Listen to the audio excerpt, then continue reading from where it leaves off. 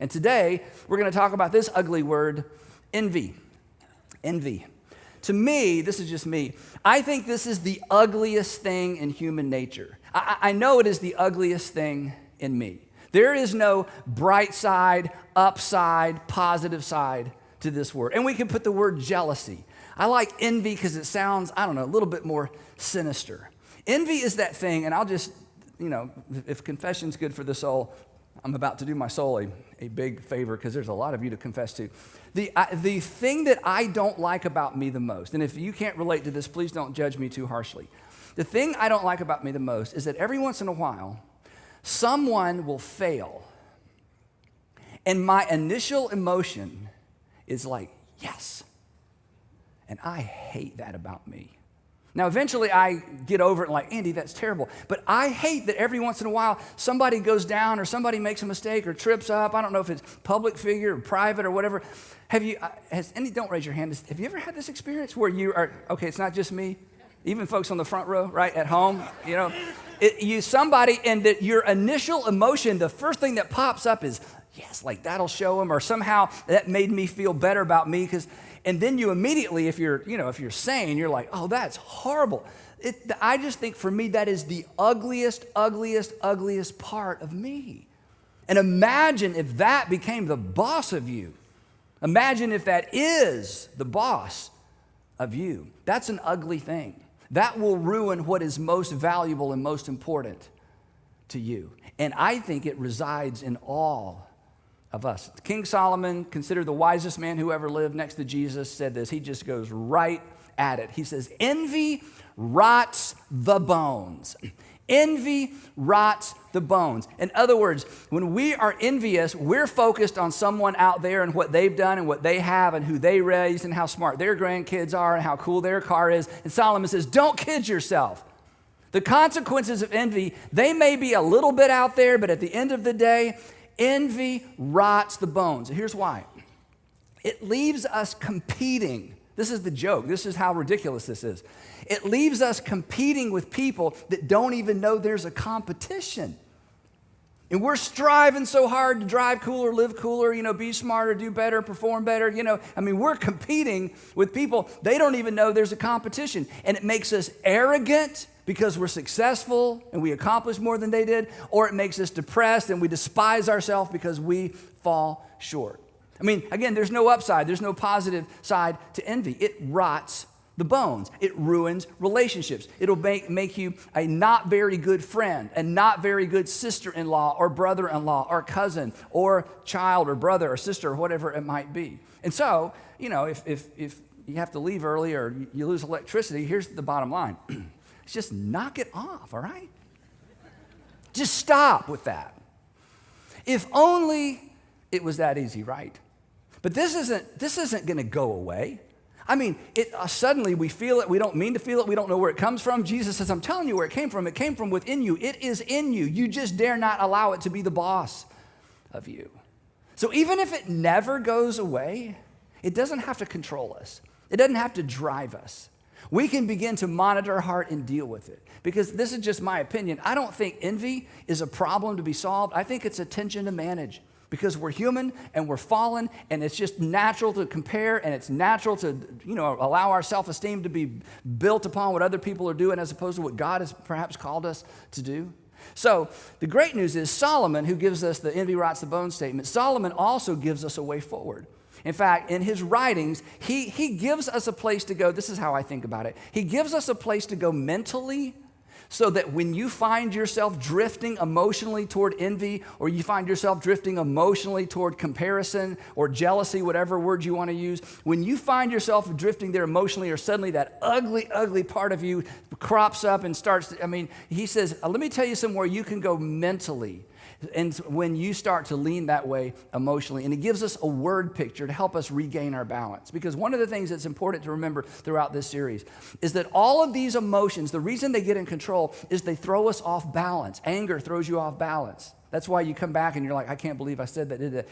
Envy, it throws you off balance. Suddenly you're acting on things or saying snarky things. You're like, where did that come from? I'm off balance. Lust throws you off balance. All of these emotions throw us off balance. So Solomon gives us kind of a word picture, and he gives us a phrase we're going to get to in a minute. And I'm hoping that as a result of our time together, that you would take this phrase, that you would take this imagery that he gives us, and this would become so instilled in your thinking that when you begin to have those feelings, when you're tempted to say that thing, when everybody else is going on and on about them and you're tempted to join in, that you would find yourself saying, no, envy, I caught you. You are not the boss of me, and you are not the boss of my mouth. Here's what Solomon writes. He said, I saw that all toil, that is all work and labor, and all achievement spring from one person's envy of another. So this is King Solomon. He's got all this perspective, all this wealth, go anywhere, do anything. He's been there, done that, seen it all. He says, here's my observation.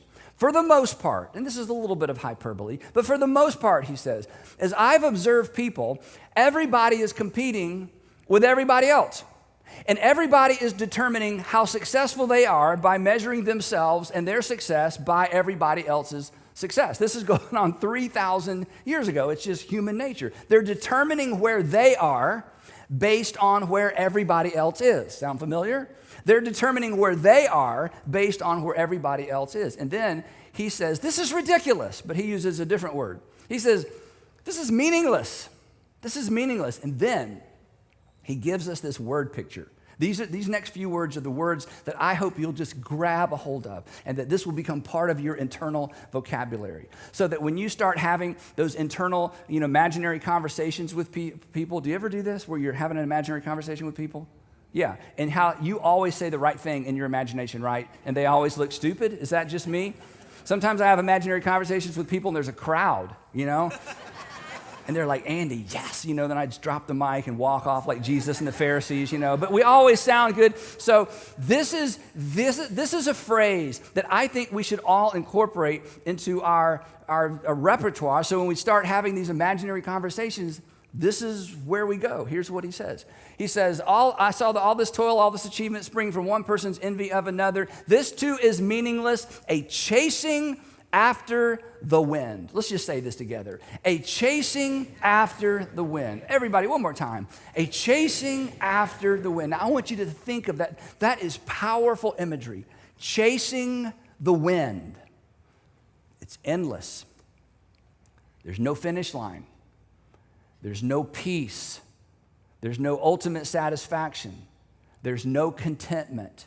It's like an unquenchable appetite. Chasing after the wind. There's always an We've talked about this. There's always an because his is newer and hers is nicer and her kids are smarter and theirs is bigger and his is faster. There's always an There's always somebody with a bigger right?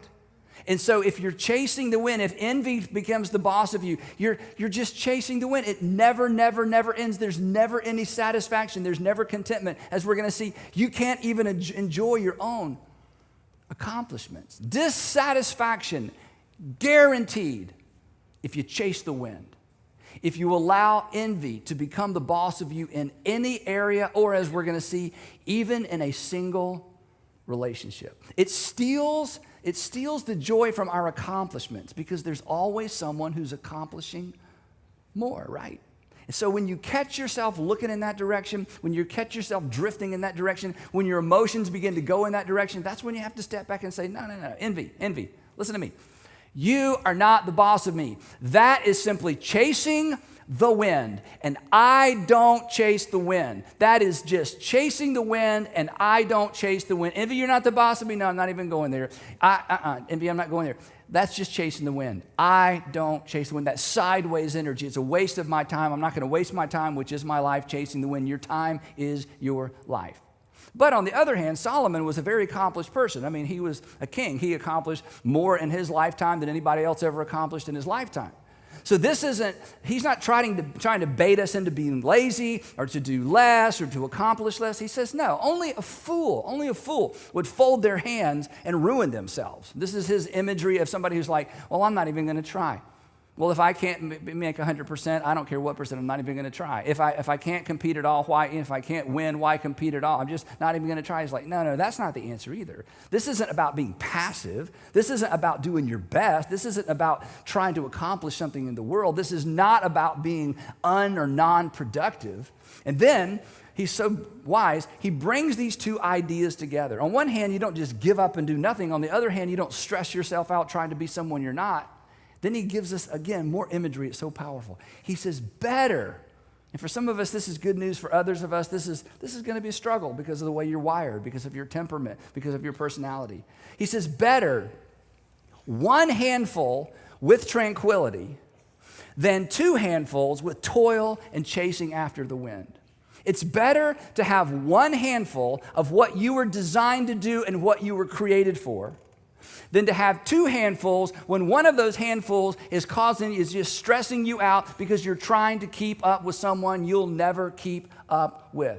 He says at the end of the day, tranquility, even if you have less, is better than having more and losing your peace and losing your tranquility and losing your sense of self and losing yourself. Tranquility, what is tranquility? It's a word we don't use a lot. It's just satisfaction. It's contentment. It's going home in the afternoon and going, I did my very best. And I'm fine with that. It's laying in bed at night knowing I have peace because I'm not stressed out trying to be somebody I can't be and trying to accomplish things that maybe I wasn't called or designed to accomplish. But chasing leaves us wanting more. Again, it's an appetite that can't be satisfied. It's chasing the wind. His point is simply this, that less is actually more. That less is actually more when it leads to contentment because the result is peace. The result is peace with yourself, and ultimately it brings greater peace with the people around you, especially the people that are most important to you. Better one handful with tranquility than grasping and striving and pretending and editing and cropping and retaking. Nope, that's not it. Retaking. No, that's not it. Retaking. No, that's not it. This is why some of you have gone off of social media, isn't it? It was just driving you crazy. You just found yourself thinking about it all the time. I'm a loser, I'm a loser, I'm a loser, I'm a loser, I'm a loser. No, I'm a loser, I'm a loser, I'm a loser, I'm a loser. My husband's a loser, my wife, loser, my kids, and you're like, I just can't deal with it anymore. And some of you, have been wise enough to decide, I'm just going to take a vacation. So here's my suggestion when it comes to that. And I've been saying this a long time. Anything that stirs up discontentment in you, just remove it out of your life. Now, I'm not talking about being inspired to do great things and be your best. That's different. But the thing that just leaves you feeling less than, discontent, it may be something you subscribe to, it may be a magazine, it may be a website, it may be some social media. But anything that stirs up envy in you, anything that stirs up discontentment in you, anything that stirs up jealousy in you, just remove it. Because it's feeding that thing that resides in you and resides in me that will be the boss of me if I allow it to be. Just get rid of it. Cancel that. Quit looking. Quit taking. Quit watching. Quit scrolling. Whatever that might be. Now, Solomon's not done because he's got so much to say on this subject. And now he takes us a little bit different direction and he says this. He says, let me tell you something else I've seen.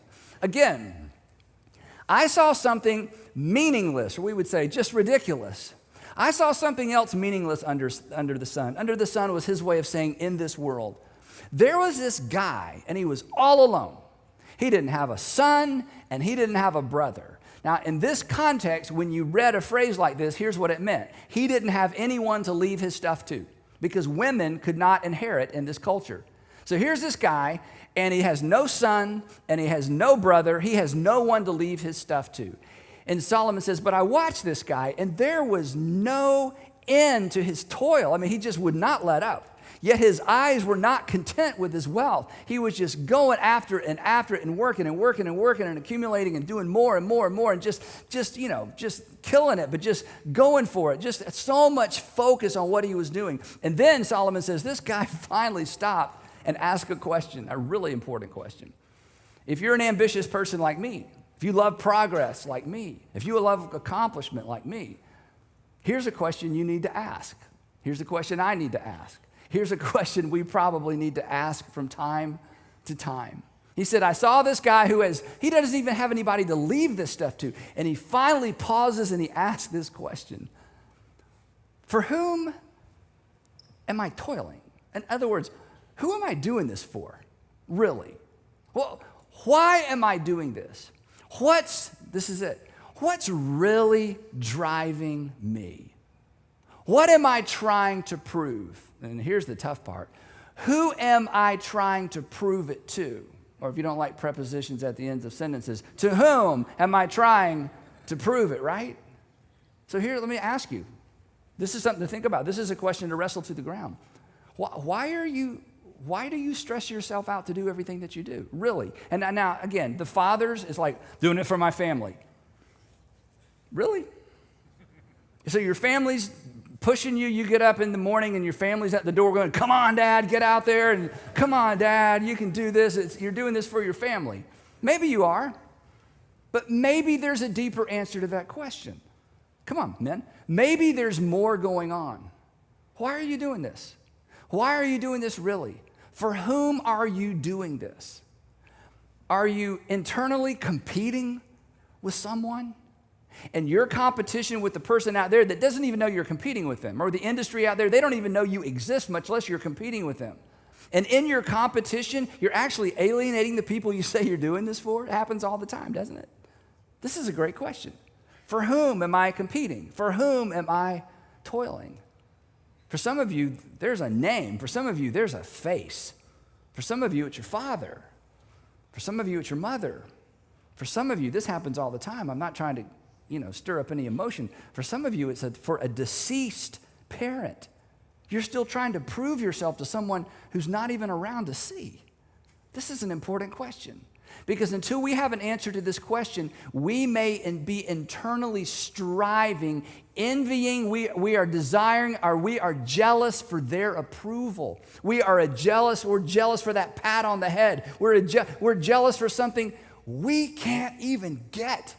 And we have given up our one handful of tranquility because we've opted for two handfuls of striving and chasing after the wind. Whew. He says this, talking about this imaginary person. He says, and why am I depriving myself of enjoyment? Do you ever ask yourself this question? Do you ever come to the realization, oh my goodness, I'm not even enjoying what I have. I don't pause long enough to stop and, just to use that old phrase, smell the roses. I mean, I love my kids. I just don't spend any time with them. I love my wife. I don't spend much time with her. I love my husband, but I just got to go. He says, I don't even enjoy what I'm doing. See, this is the death spiral, isn't it? This is the relational and family death spiral. And sometimes we don't understand what's driving it is something on the inside of us. And for some of us, it's envy. And for some of us, it's jealousy. For some of us, it's comparison, or just the quest. We're jealous for the approval of somebody or a group of somebodies. In most cases, they don't even know we're competing with them. He couldn't enjoy what he had, and he didn't know why. Solomon says, this is ridiculous, isn't it? I mean, hearing me say it, this is just ridiculous. This too, he says, is meaningless. I love this phrase. It is a miserable business. Isn't that great? In other words, it will make you miserable.